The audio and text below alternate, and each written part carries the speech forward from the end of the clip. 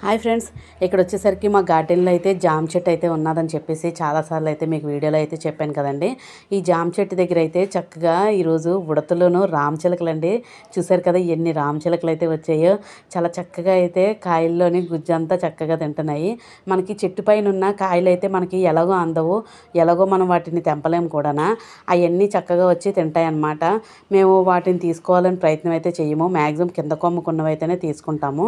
అవి కూడా ఉడతలు అయితే కొన్ని కొన్ని తినేస్తూ ఉంటాయండి, కింద కొమ్మవి కూడానా. అక్కడ చూసినట్టయితే ఎంత ముద్దుగా ఉన్నాయో రామచిలకలు.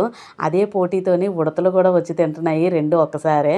ఇటు పక్కన కింద వైపు ఉడతలు, పై వైపు అయితే రామచిలకలు తింటున్నాయి అన్నమాట. చాలా బాగా అనిపించింది. చూసారు కదా ఎంత ముద్దు ముద్దుగా ఉన్నాయో. కాకపోతే అవి తింటున్నప్పుడు పాపం వాటికి చిన్న చిన్న ముక్కలు అయితే తింటుంది, కానీ ఆ కొమ్మ విరిగిపోయేటప్పుడు కిందకి పడిపోతున్నాయండి కాయలన్నీ. అంటే వాటికి అందట్లేదన్నమాట. ఆ కాయ అనేది గట్టిగా పట్టుకొని, అంటే ముందు కట్ చేసేస్తున్నట్టుగా ఉంది, కట్ చేసేసి తింటుందన్నమాట.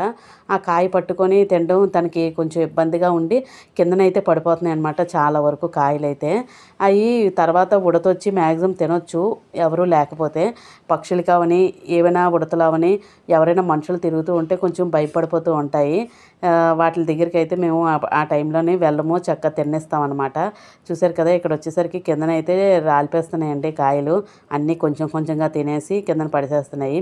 తినేదేదో పూర్తిగా తినేస్తే కొంచెం సాటిస్ఫాక్షన్గా అనిపిస్తుంది కదా, వాటికి కడుపు నిండుతుంది. చూసారు కదా కాయలు అయితే చాలా పీపులు అనమాట. అవి మనం తినలేము, కానీ అవి మాత్రం పక్షులు మాత్రం చక్కగా కొరుక్కొని కసకసమని తినేస్తూ ఉంటాయి అన్నమాట. చూసారు కదా.